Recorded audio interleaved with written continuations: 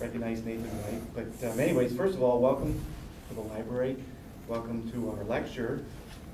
It's a kind of a joint venture between a nonprofit called the Wetlab. I'm from the Wetlab. I'm the lecture coordinator, and we're grateful to our partner, the library, to host these events. I always say be respectful of the libraries. What I mean by that is there's probably going to be a discussion. There's going to be questions. Nathan, you're going to welcome questions during or mostly after? I'm flexible either. If you have questions, it's always good to have a dialogue, so I'm open if you want to jump in and ask a question. Okay, so in the past our lectures tend to generate questions during, and then I'll try and moderate so that we don't run late. And what I was trying to say is, as far as being respectful to the library, and we want to be able to come here month after month, is we do want to leave by 7:45 or at least be walking out. So okay. I don't know how many slides you have, but maybe you'll gauge how things are going. Mm-hmm. But anyways, Nathan White is our speaker tonight, and he's the CEO and co-founder of Aegis Incorporated. And I think one of the keywords I will use to describe the work he does is restoration. All right, environmental restoration, as it concerns, for example, you will see some case studies with the climate crisis that's going on right now. How many of you have heard about the Salton Sea? Okay, many of you, good. My introduction to Salton Sea was through a biofuel certificate program. I watched some of the older videos of what the Salton Sea used to be. I guess it was quite a resort area, and now it's been declared by the Imperial County Board of Supervisors as a hazard site to some level. So Nathan is a architectural designer and a real estate developer, and he's a project manager. He works for the city, for the county, LA area, and he's going to talk today about his project management platform, his technology, and I think the environmental restoration of the Salton Sea and Laguna Salada, yeah. Laguna Salada. So anyways, let's welcome Nathan, and thanks. I should also say there's someone here in the crowd that I didn't expect. Yeah. Micah Perlin. And this is not a political event, right? But he had a connection with Nathan, and he is, he'll probably say some words at some point during this presentation. Yeah. So. Yeah, exactly. And in bringing Micah here, we're starting kind of a video series where we're discussing different topics that are based on climate restoration, climate remediation, and how that affects policy. So that was an opportunity to bring Micah here today, running for the 78th district at the state level for assembly. So without further delay, I'm going to get started. Yes, Nathan White, CEO and co-founder of Aegis Inc. We started our company about 7.5 years ago, looking at ways to effectively implement project management skills. There's a lot of misuse of funds at the government level, all the way down to the project level. So projects can be very expensive when it comes to administration. We want to try and cut through some of that and get projects implemented quickly for a low cost. And so today we're going to be talking about some of our efforts, the restoration project at Laguna Salada and the Salton Sea. Part of that is talking about the regional solutions to climate emergencies. So there's ways that we could do templates that are regional in scale and even local at scale that are a template for restoration at a global level once we kind of expand. So I'm going to run through this as kind of a very small scale, local scale examples, and then we're going to kind of ramp up to this larger scale regional effort that is binational. We have Laguna Salada here in the middle, the northern Sea of Cortez, or the Gulf of California to the right, and then we have the Salton Sea. So this is kind of rotated sideways, but this is the north direction here. We've been working on projects for about 7 years in the Salton Sea, but my background is a bachelor's in architecture and a master's in architecture and real estate development. That took me about 10 years to get through schooling. For the past 6 years, I've worked as a professional project manager with the City of San Diego Development Services Department. So doing grading, public improvements, Completeness check for discretionary permits, final maps, tentative maps, all of the very complex rezones and plan amendment permits with the city here. But it's given me an opportunity to, at night when I'm not taking care of my kids, to be able to work on these kind of environmental restoration efforts that are pretty large scale. But we have very local examples of those. So just going through those, we're going to first talk about policy, fossil fuel subsidies, fossil fuel legislation, and transition to renewables. That's a big topic in our subsidies and our government funding going towards private corporations and the advantage that that gives those companies in being able to be competitive in a general market.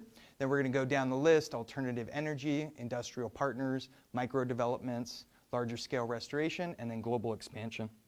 Alternative generating energies and sustainable solutions is kind of our acronym for AGES. We're a professional project management team for a better environment. So you can kind of see what's happening at the global scale in Brazil, other places around the world. We're still issuing permits. The tar sands oil fields in Canada, we're moving through those permits and expanding that operation, when in fact what we really need to do, and I presented last time I was here about 4 years ago, is we really need to get back to pre-industrial emission levels. We need to sequester a lot of carbon in the atmosphere to balance out the ecosystem and create an environment that can sustain habitats again, rather than clear-cutting mountains, digging, and refining oil. There's a more environmentally sensitive way to do that. So we're looking at the race for renewable domination and how much money goes towards renewable energy across the different countries. We're down about $1 billion compared to China, so hopefully we can pick up that steam and get more renewables in the market. We have about 4 times less subsidies going towards renewables than we do oil production. So hopefully over the next few years that will switch. If we went from $440 billion in the renewables section and an environmental restoration section, we can get projects off the ground much quicker. Some estimates were, I think, $400 billion to like really fix the climate emergency that we see. So if we just switched 1 year of subsidies over to that side, we might see a dramatic difference. So first we're going to talk about alternative energy. That's the root of our company. We've always looked at alternative energy generating resources and systems. So as you might know, Palm Springs in the history, that's where it came from. It had small subsidies. It had small grants to get wind off the ground. Now you see wind fields taking over most of that valley. This is where I grew up in Cathedral City. Beautiful, actually, to go see the wind farms that are out in Palm Springs. And basically, we're going to go into the systems of how they determined that was the ideal location for wind farms. And that's how we're coming up with our proposal for restoration of Laguna Salada. You can see alternatives. This is a rendering that I created, which is basically being able to put solar, wind, and hydro barrel generators over a river stretch of dredge canal. So you have 3 times the energy generation systems, plus you're creating shade for the water. So you have a 4 times benefit to a traditional solar array or wind array. You can couple those type of energies. And you see over there in China, they're doing these at scale. It actually creates twice as much efficiency when you put a solar panel over water. So you're getting 2 solar panels for the price of 1.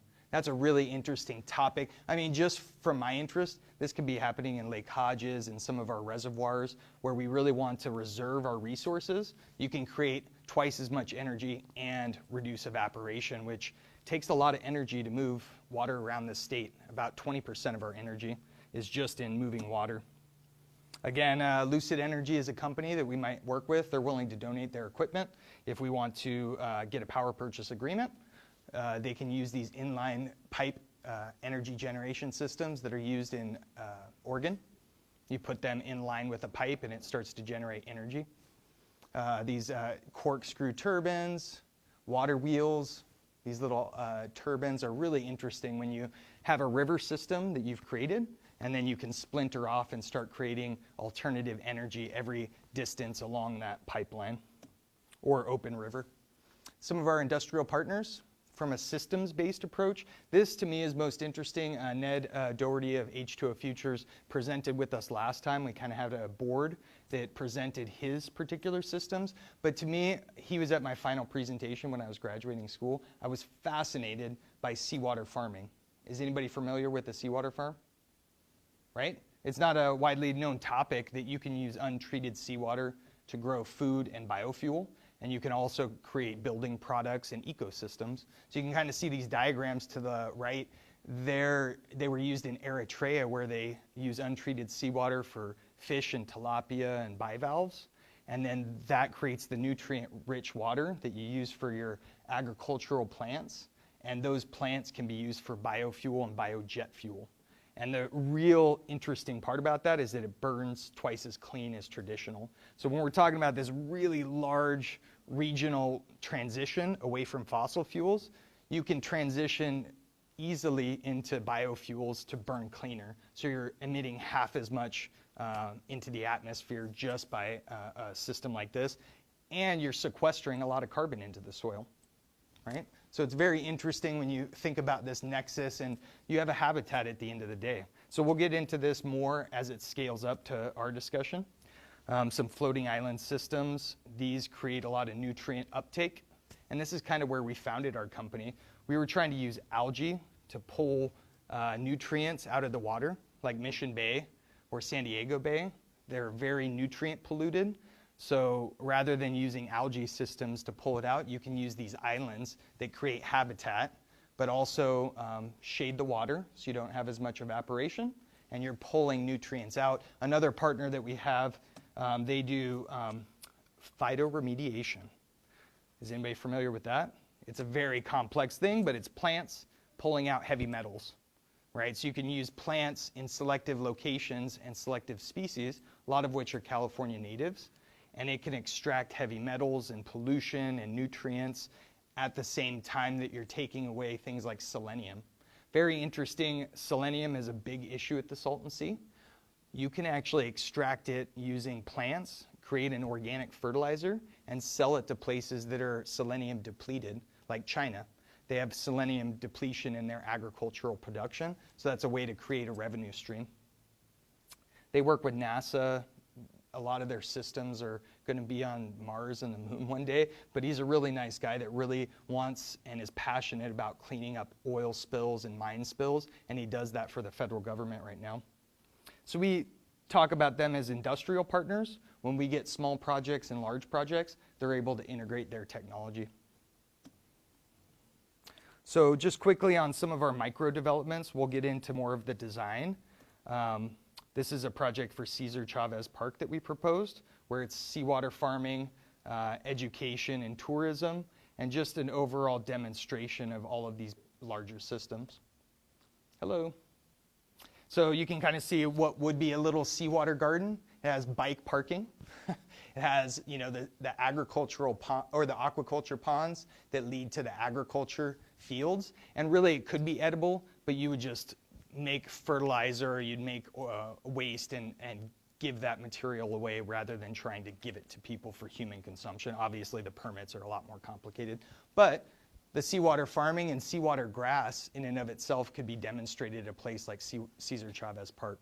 There's a lot of plants that can use seawater, and it's really interesting for Mission Bay Park.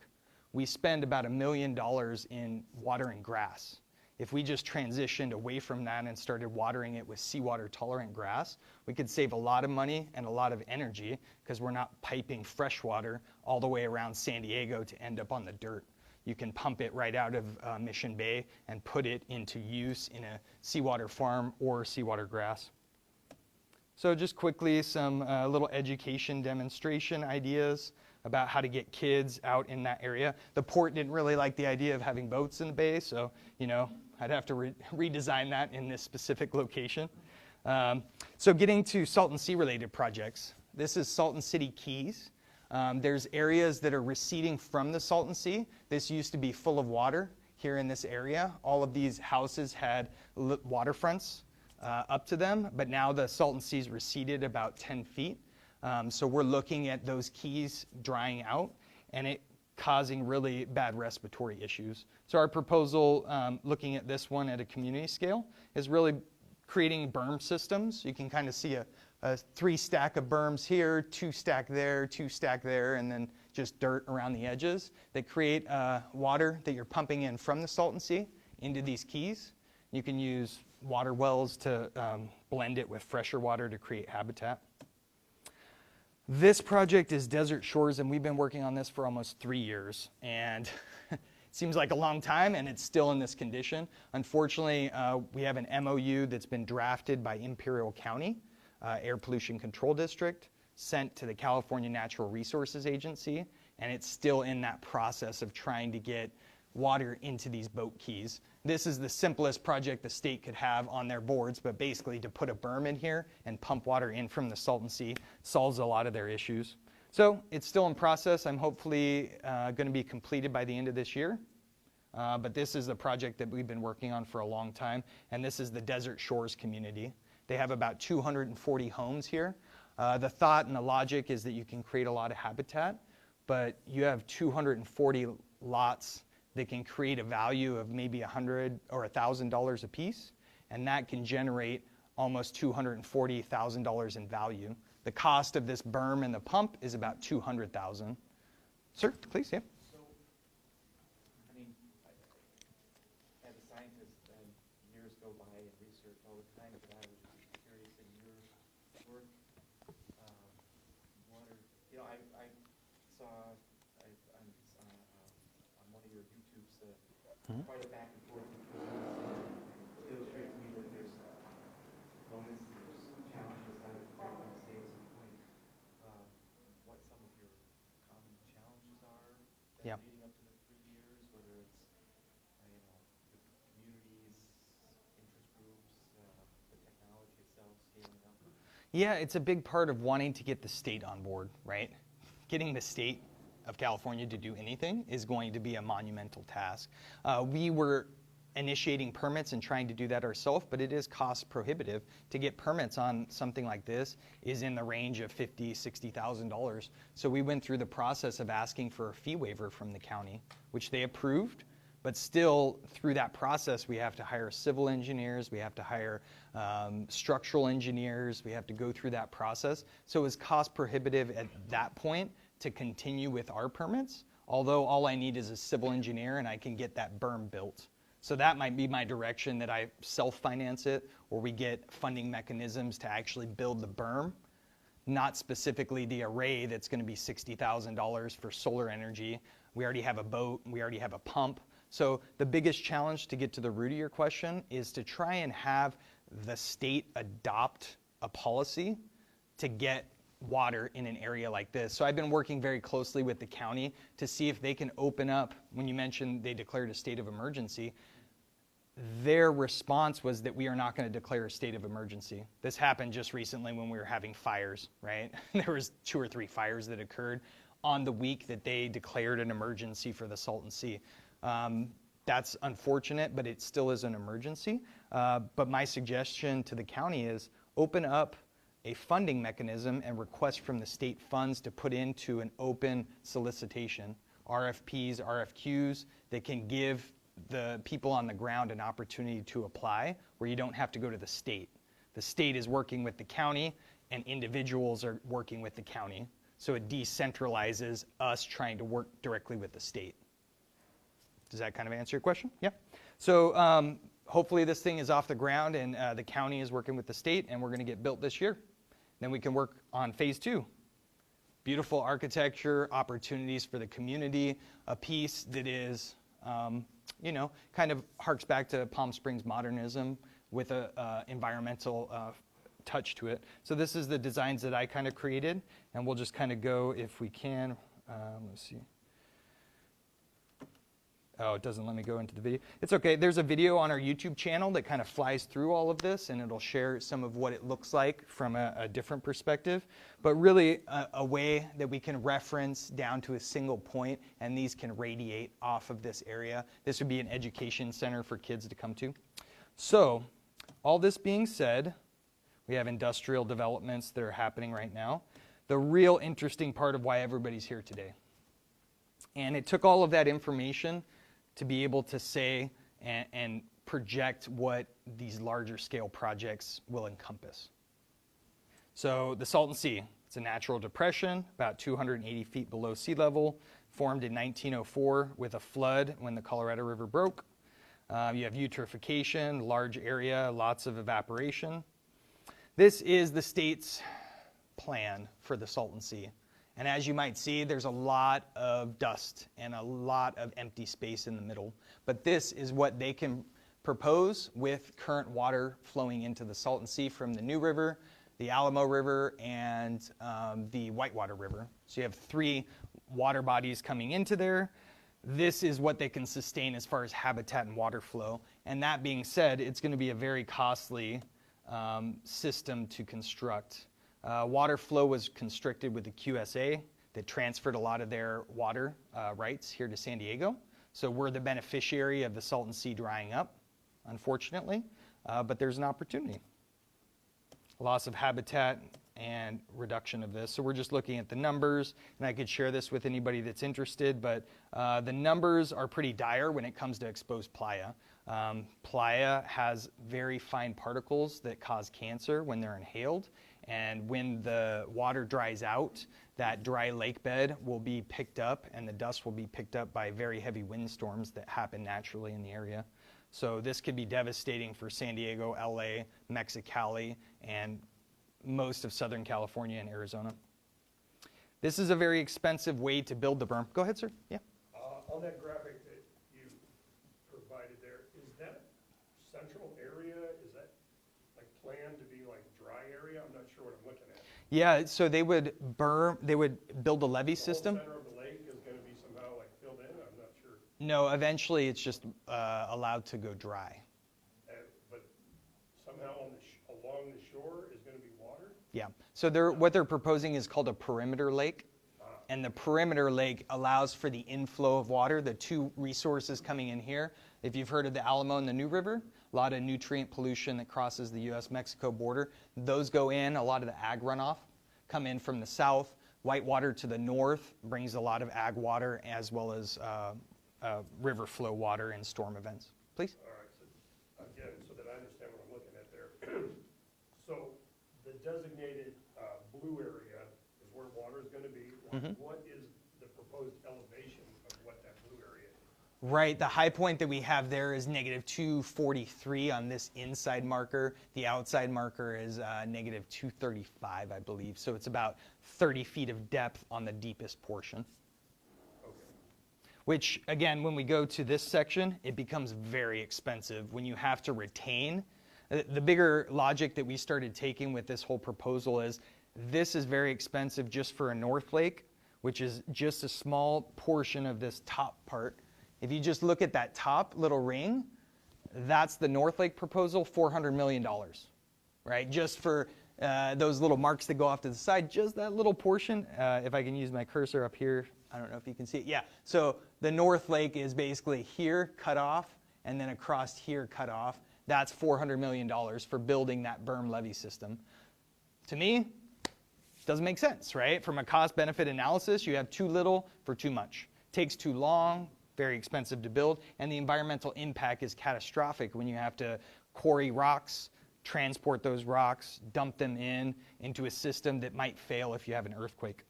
So that became our logical thinking. Why are we going to let the state build something that's going to cost us, the taxpayers, money, and is not very cost-effective?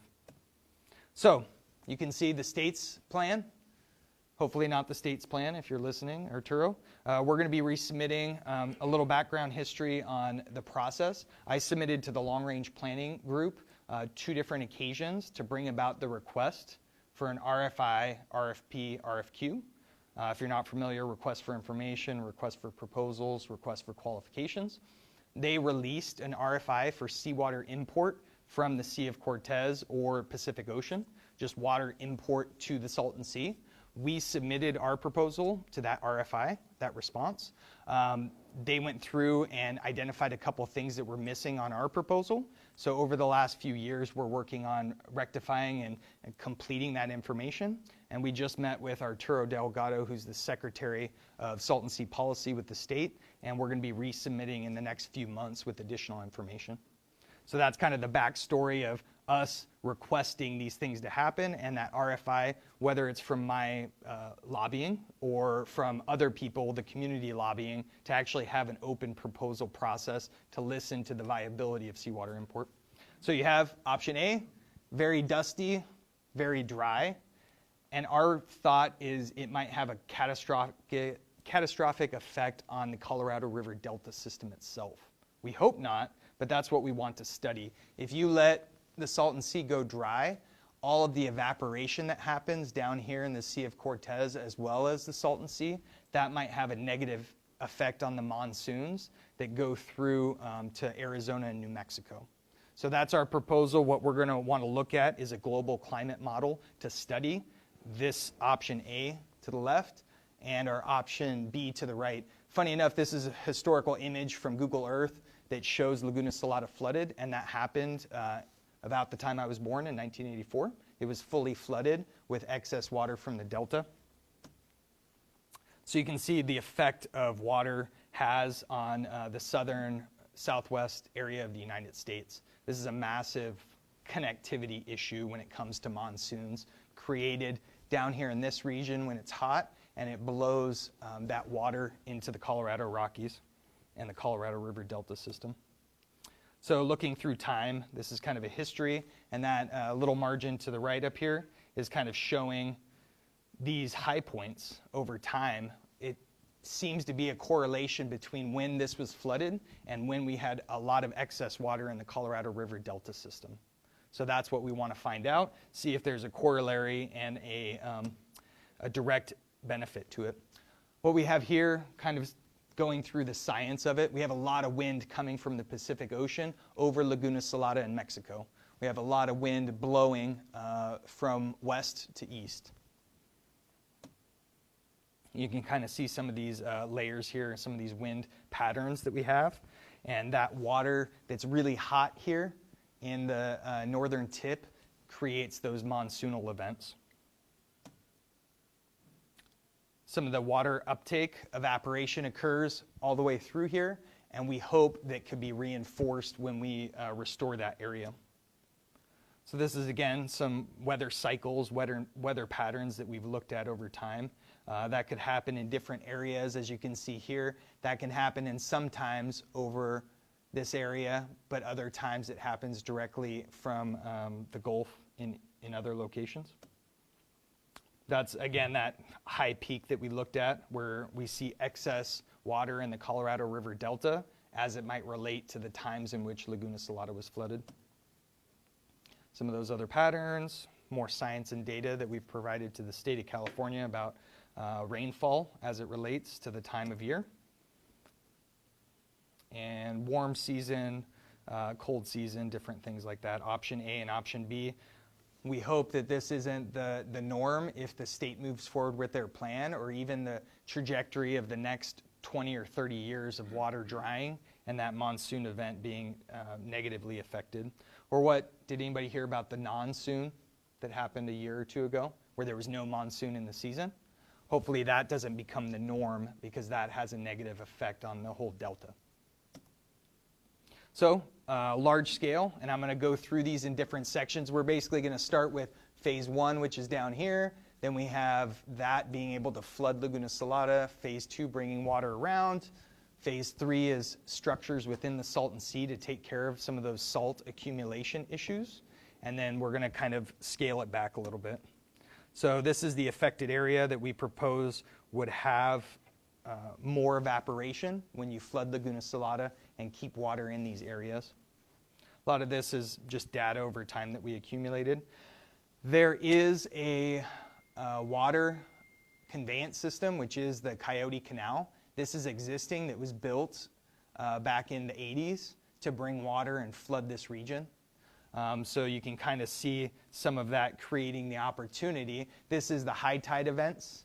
So that whole massive area, if we go back real quick, this entire area down here, once a month floods with tidal flow. So that whole region to the bottom right floods, flushes back down into the Sea of Cortez.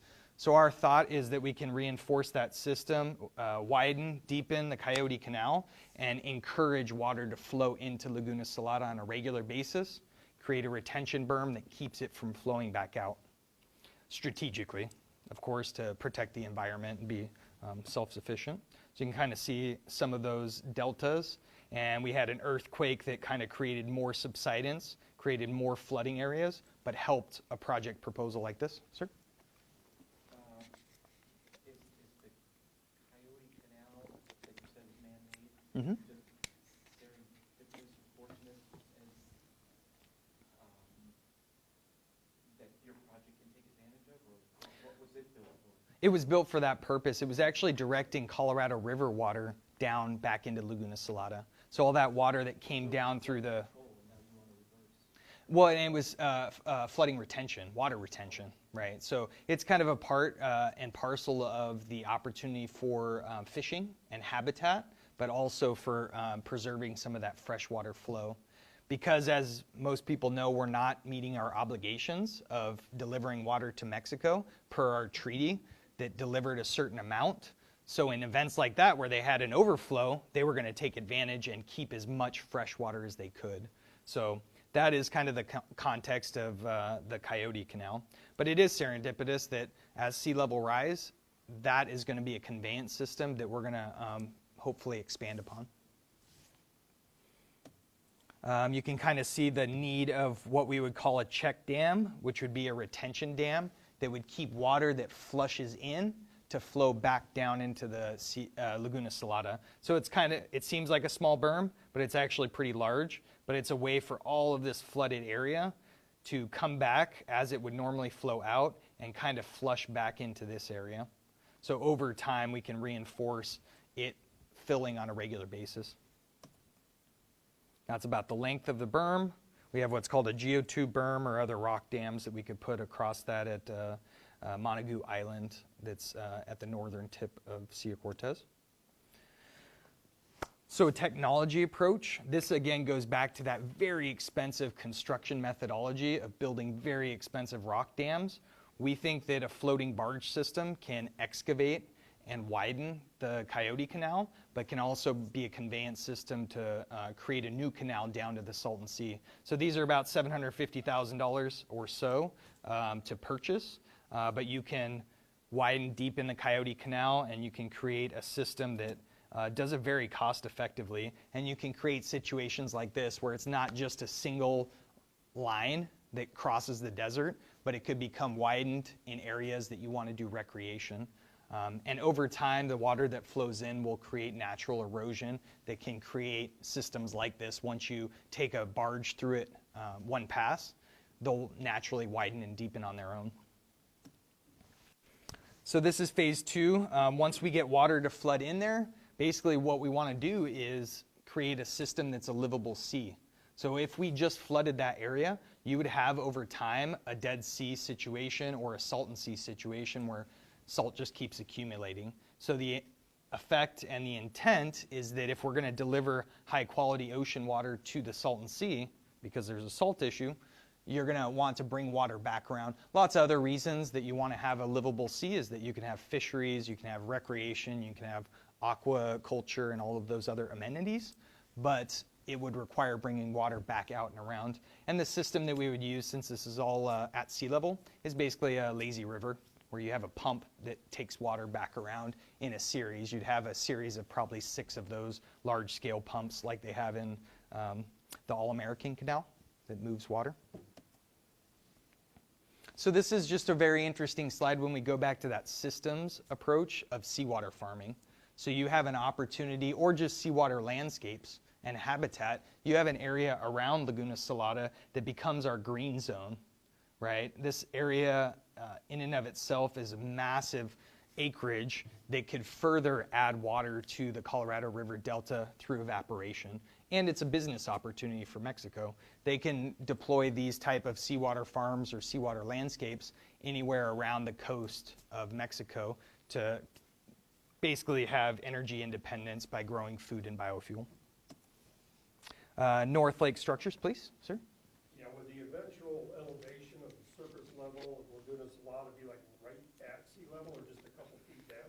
It is at sea level right now, the historic shoreline of it. Right, but when you fill it up, is it gonna be like just below sea level or right at sea level? It would probably be just a little bit below, a few feet below, because that flooding water that comes in due to evaporation, it loses about 8 feet a year to evaporation. So there's a heavy evaporation, so you'd always kind of be working against that battle, little bits at a time, right? But yeah, that's a great question. So this is kind of the North Lake that they proposed, which is in this blue line, and then they proposed this red area to go and grab water from here.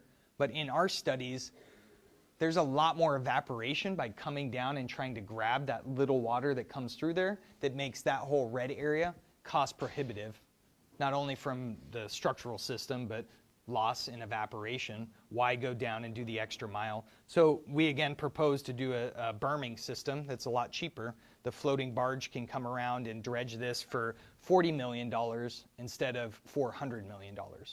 So our proposal to the state is, why not be efficient with your funds, be able to have a dredging system. If there's an earthquake event and you have a rupture to the system, you bring your barge back around and fix it with sand that's locally sourced from the sediment down below.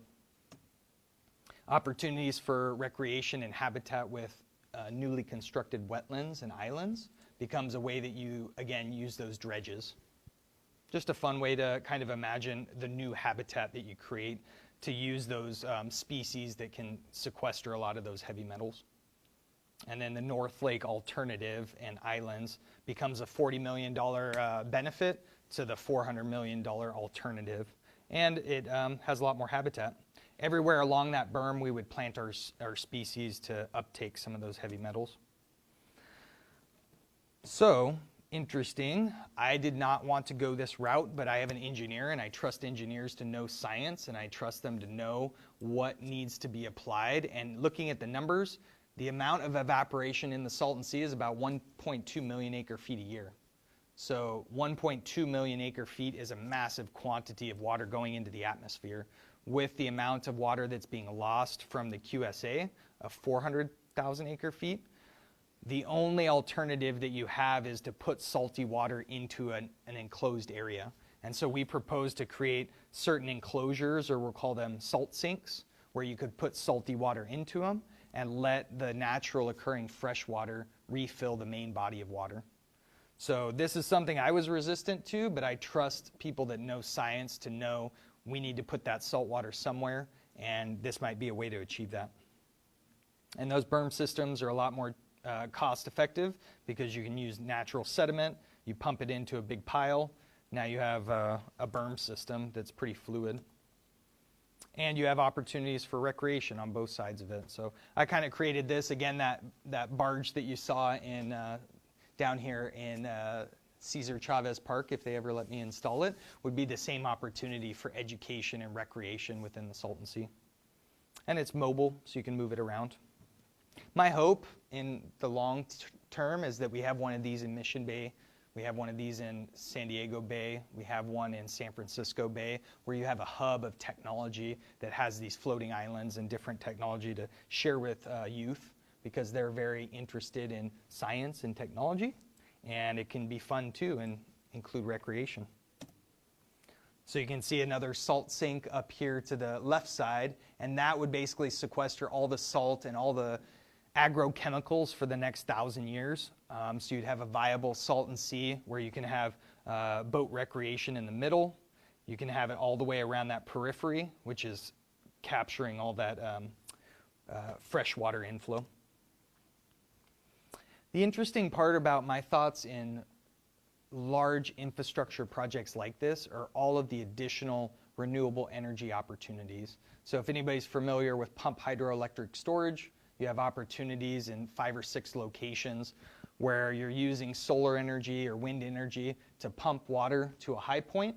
And when you have the grid go down or you're working at night, you let water flow down to create energy. So it's one of those balancing mechanisms that the country needs to transition to its renewable energy goals. And we have about 6 locations around Laguna Salada and the Salton Sea. This one happens to be, if you remember the Desert Shores project, that is up there, that's up there to the north. That's the Desert Shores Keys. That green area is the North Lake. Then you have a red line, which is a pipe that brings water to the top of the mountain range. So there's all these add-ons that happen at a later date once you build the infrastructure. Those little red lines and circles are pump hydroelectric storage opportunities. Then you have an operational system. And hopefully at the end of the day, you have a beautiful restored Laguna Salada and the Salton Sea. And again, I'll link this. Let's see if it does play. Maybe not. I had my sound and everything. No, it didn't play.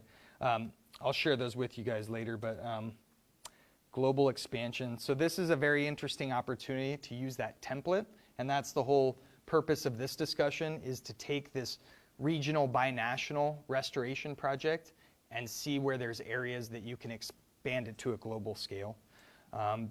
The logic behind that is we see with current trends that there's going to be a lot of extra seawater with sea level rise and glaciers melting, that we're going to have to do something with that ocean water.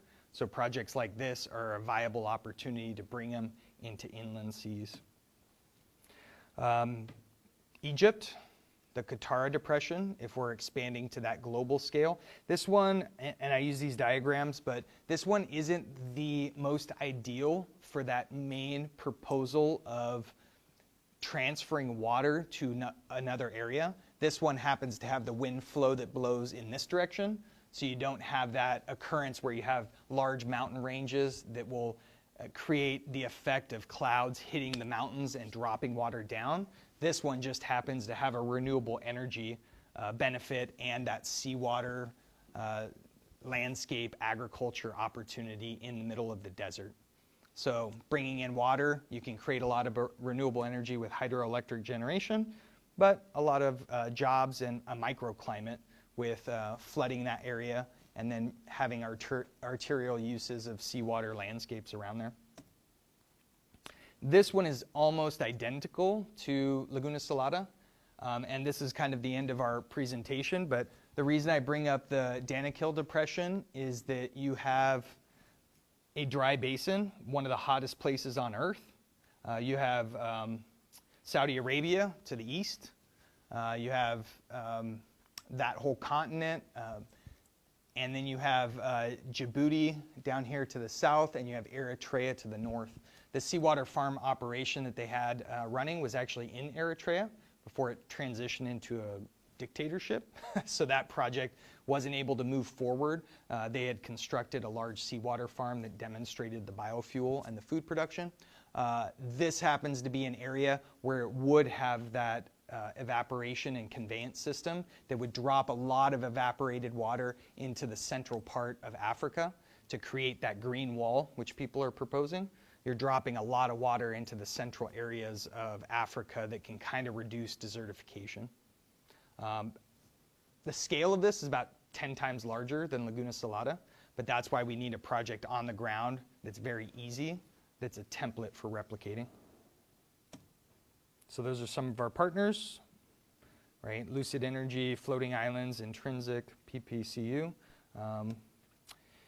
Yeah, kind of as a summary in this proposal, because I want to make sure that we have enough time to get questions and answers. The most important part of what we're trying to do and the goal for our efforts is to build partners and volunteer campaign, provide information to the public, information to government, fundraising efforts, seed capital, and build micro education centers. Once we get those micro education centers and small scale residential projects like Desert Shores and Salton City Keys, then we can really start to market and share this larger regional effort. But this is really the scale at which we need to act over the next 40 years. We need to have this built in 10 years, then we need to build 10 more of these in 10 years, and 50 more of these in the next 10 years. If you build projects at this scale, you can actually reduce that carbon emissions sink, put it all back into the ground, create the biofuel production and the food production that takes a lot of our very intense food operations and fuel operations into a habitat.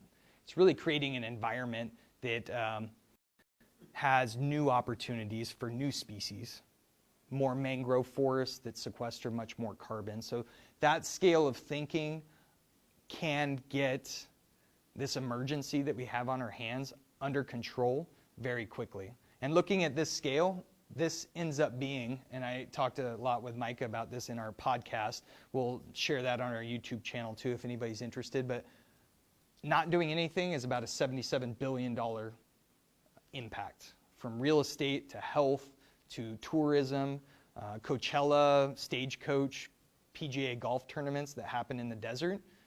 Those no longer are as viable because you have a health life safety issue when you're breathing in toxic chemicals in the dust. So that's the scale at which inaction has an effect. This proposed project is in the range of $1.5 to $2 billion. About half of that can create the entire flooded and restored Laguna Salada of around $675 million. Can create a whole new lake, almost the size of the Salton Sea, built probably within that 5 or 10 year period. The total construction cost, 1.5 to 2 billion, is a large number, but that's about half the cost of all the alternative projects that are in review with the state, and you get double the benefit, right? You get a restored Laguna Salada and restored Salton Sea, and all the rest of the projects just look at a restored Salton Sea. So moving forward, my goal, to get back to our summary, is we're going to be doing a global climate model. It's about $100,000 to study what a dried Salton Sea looks like as it relates to the Colorado River Delta system, what a fully restored Salton Sea looks like as it relates to that multi-state infrastructure system, what a flooded Laguna Salada and flooded Salton Sea looks like, and then maybe those seawater farms that happen around that to see how that might affect the Colorado River Delta. Maybe we can create a surplus of 2 million or 3 million acre feet a year, and a lot of that water can flow back down into this delta and go to Mexico. We can do more water transfers. We can have more water, reducing the very drastic effects of our fire season here in California, as well as many other states. So that's the goal. It's ambitious, but it's attainable. So I guess with that, do we have any questions that we want to get started with? I'm sorry it's so much information, right? I've been talking for 45 minutes straight. Water surplus, how do you end up with a freshwater surplus? How do you end up with a freshwater surplus? Well, that's the point of what we were trying to talk about when we introduced this, which is the water cycle. So anytime you have a flooded area such as Laguna Salada or the Salton Sea, what happens, and I apologize for not going into more detail. Yep, evapotranspiration. So what you have, the natural monsoons, they're using water that evaporates here from the northern tip of the Sea of Cortez. When it's at a certain peak temperature, around 32 degrees Celsius, I believe, that's what triggers the monsoons to occur. All the clouds go up, it takes all that water into the clouds, and it starts driving itself forward. When it hits the mountains, the Colorado River Mountains, or the Colorado Rockies, all of it hits and starts dropping. On the way to those Rockies, it also drops in New Mexico and Arizona. So how can we magnify that, and how can we quantify that that is actually occurring? And then our hope is you're dropping water anywhere in between. So all those little tiny plants that grow out in the middle of the desert, that's a carbon sink, right? If you can quantify that on a state size scale, how much carbon sequestration you're doing, you can monetize it and you can market that as a viable project. Yeah. And so another quick thing, what we're trying to work with right now is NADBank to look for funding for cross-border restoration efforts that have a positive benefit in the United States.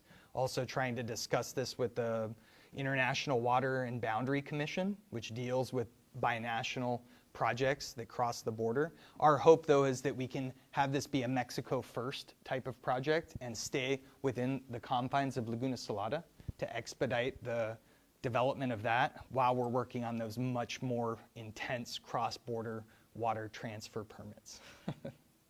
Please, yeah? Yeah. Has anybody ever come up with a number from a percentage point of view, like how much the Sea of Cortez contributes to the monsoonal flow comparatively to like how much percentage it would possibly be increased with Laguna Salada?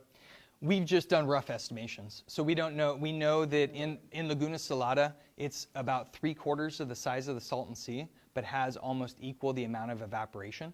So in the Salton Sea, it's about 1.2 million acre feet per year.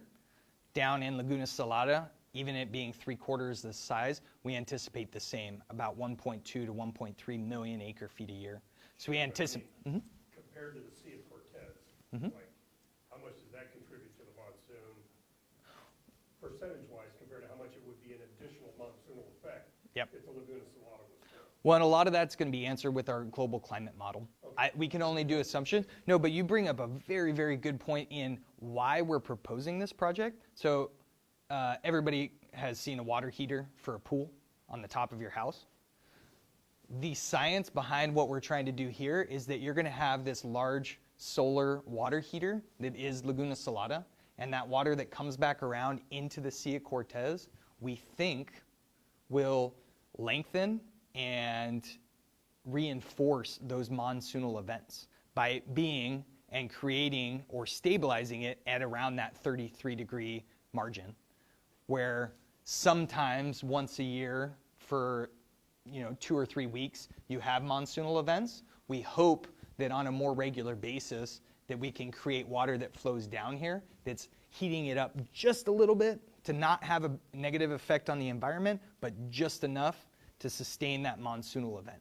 Does that kind of make sense? Yeah, so what if... Hypothetically. I'm pretty sure that what I heard you say was that you're going to try to increase the temperature in the northern tip of the Sea of Cortez? By a half a degree, a quarter of a degree. Right.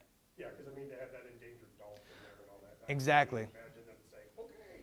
No, and the Vaquita is the dolphin species that is very endangered. That is our primary objective. We're opening up discussions with the Sonoran Institute, who is in charge, I wouldn't say in charge, but the majority of their work is in this biosphere.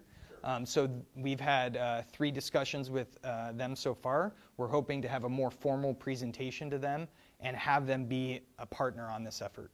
That is our main objective, is to have 100% environmental benefit with 0% environmental impact. We actually want 150% environmental benefit, or 300%, but that is our primary objective. So from their point of view right now, they're on board with the idea that a slight increase in temperature is not going to have any... I wouldn't say anybody's on board. It's an open discussion. We're trying to educate, we're trying to work with them, we're trying to have them collaborate with us, and with that climate model, that would include some of these type of studies where how much water, what level of temperature increase, what effect would that have. My main thought is that we would want a breeding program for the Vaquita in here, where we, and I know this is a topic that has been discussed, they had a very difficult time trying a breeding program because they're very, sensitive species to capture, but there's very interesting things that were happening with, what do they call that, where you make another lamb? What is it? Cloning, yeah. There was a very interesting thing that happened with a lamb where they did a cloning exercise with blood samples in an artificial womb. So I can imagine, since it is such a sensitive thing to capture these type of animals, that there might be blood sample species that we can utilize for a breeding program, so there's not an adverse effect. That's a little far-fetched. That's an add-on, but that's part of the benefit. Please, yeah, Mike. Have you done any estimates around how many jobs would be created at different levels of the project? Temporary jobs, permanent jobs? No, but massive. I mean, so like if we look at the scale of just a small portion of, a pilot project down here at Campo Ramona, we're looking at a permit lease for about 50 acres. Within that 50 acres, you create 50 jobs, right? You have visitor center, you have a youth program, you have an education component. When you do that, 50 jobs, you have 1 per acre, you're looking at 600 million, the scale of which the Salton or the Laguna Salada is 250,000 acres. So with that, if you have a job per acre of balancing habitat or a fish breeding program, Laguna Salada of water body, 250,000 jobs. If you do the acreage around it, you're magnifying it by a factor of 4. If you do that around the Salton Sea, so the scale of which has long-lasting effects and can be scaled on top of each other, where you have manufacturing happening, you have, farming happening, and those are all in a cluster. So, sure.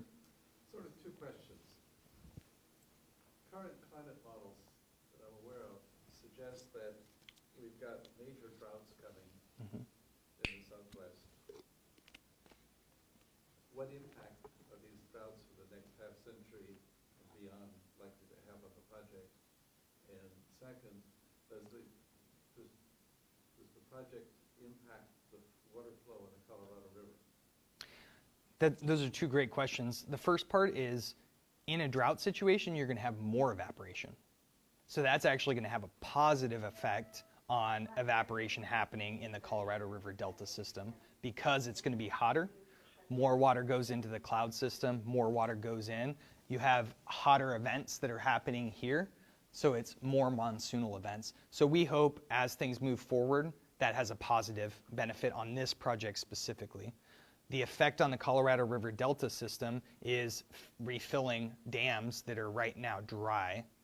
So our hope is that when you get to that scale, if our hypothesis proves valid, that you can reflood a lot of these ponds and streams and areas that are going dry. Did that fully answer your question, or did you have any? No, that's okay. One tangential question. You talked at the beginning about solar on top of water being a positive. Mm-hmm. Why don't we put massive solar farms in the ocean off of Belmar, La Jolla, Oceanside? I mean, we're in La Jolla. You propose that, you're about to get beaten out of town, right? So no, I exactly agree with the logic that you're thinking, strategically though, right? So in areas where it makes sense, that is absolutely what we need to do. And if you've ever followed some of the articles about Elon Musk, his thought, because he owns a solar company, is if you cover a small area of Nevada, we could power the entire country on renewable energies with a small area of Nevada being solar panels. So to your logic, that makes absolute sense, where we could not have to do it on our houses. I just got solar on my house. I'm very excited, by the way. Took a long time in permitting, even though I worked at the permit office. But some people want to do it on their houses. Some commercial businesses want to do it. Some don't. Exactly what you're saying. The national, federal level should be going in that direction, and we hope with a new administration or just new blood, like Micah here, in the political network, that would move forward with alternative subsidies, not going to fossil fuels, instead going to renewables. Does that make sense? Our hope, I mean, like, we should all be lobbying the city of San Diego to put it over Lake Hodges or some of our reservoirs to reduce some of our water evaporation. There's an awfully big ocean right out here. There is a big ocean. Well, there's a big ocean in the Salton Sea and Laguna Salada too. So hydro, to our first point, there's a lot of opportunities for smaller hydroelectric generation. Down at the Salton Sea, because it's a negative 235, we can generate about 18 to 32 megawatts of just water flowing down, just with the very small infrastructural pipeline or open river. You put it into a pipeline at the very last 100 feet where it drops the most, then you're creating a lot of renewable energy. Yeah, sir? You mentioned something about using global circulation models to test some of this. This is such a small area. Don't they run regional models to? They do, but it doesn't have a lot of this input data that we would need. So it does of current occurring systems, but it doesn't on future proposed systems. So right now, that model would show the Salton Sea being at its current level, but it wouldn't show it at 75% evaporation level. That's what we would want to show, because that's what the perimeter lake would show. And that's what keeping it full would show, flooding Laguna Salada, additional aquaculture would show. Does that kind of make sense? I mean, so the reason we would have to pay for it is because the studies that are done, they usually do them for what is happening right now as reporting data to the National Weather Service. They don't do it as schematic ideas for how you would affect that weather system. So we're working with the Desert Research Institute. Yeah, Desert Research Institute. They would propose to do that modeling for about $100,000. And that would be our goal, to ask the state of California to do that model for their preferred alternative perimeter lake and a full sea, and hopefully some of these other alternatives. Sir? So, two questions. Who originally commissioned the Coyote Canal, and how long did that take? That was the federal government of Mexico. Do you know how long it took them to complete that? I don't. And then, how would the California government agency raise money for their alternate plan? Is it bonds or? Yeah, that's currently what's, Governor Newsom, if people are familiar, he's trying to make the Salton Sea a top priority, restoration, getting projects on the ground. They're doing bonds, they're allocating funds that way. They have about 800 million or something allocated, but it's to already adopted projects that are on the ground for habitat, species conservation. They have 2 or 3 that are about $440 million that have been in the permitting process for about 10 years. But yes, that would be their logic of moving forward. They don't even have on their radar seawater import. That's their after 10-year plan or an alternative 10-year plan. So the state is looking at maybe 20 years from now or 30 years from now, maybe implementing this. The logic that AGES is taking is that we're going to build this one way or another, hopefully, with our partnerships and coordination opportunities with our friends in Mexico, that we could get at least phase 1 and 2 up and operational within a 5 to 10 year time frame. And then hopefully bring water within 7 miles of the US-Mexico border. Then it's an easy challenge to reimburse those funds or to bring the water down and have that funded by state or federal governments. A couple more questions? Yes, please. Yeah, you had some scenarios up earlier with some graphs and stuff. Some of them had the Salton Sea more full, some of them had less full. Yeah. I guess I might be the only one here, but I'm still not 100% sure like what you're advocating as to whether or not you're going to try to restore the Salton Sea to levels of 20 years ago, or are you going ahead with the idea that it's going to be lower and you're doing the North Lake and the South Lake? Or is that the state and you guys are different, or are you guys? Well, we're proposing information to the state. You can go with a perimeter lake and a North Lake and all these alternatives, but they're very expensive.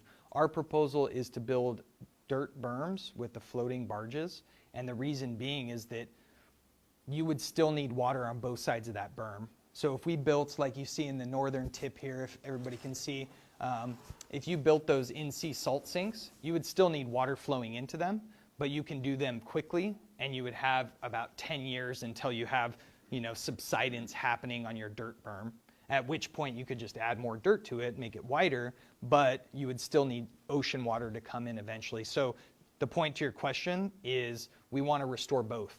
We want to bring the Salton Sea back to the historic level while addressing the salinity issue by balancing it with these salt sinks. So these structures. Was at the level that, let's say, it was back in 1960 or Yeah.